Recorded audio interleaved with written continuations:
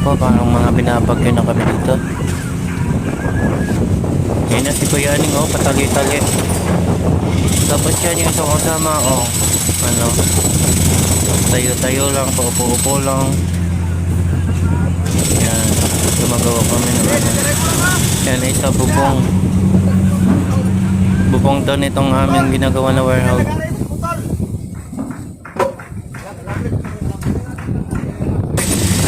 Tapos together so, oh. Ayan guys, sobrang lakas ng hangin, oh. Kunti ka nga madala. Tungo sa puso mo, Charis. Ah, pati kayo naging 5 PM na? Ayan. Go push lang para sa pangarap mga guys.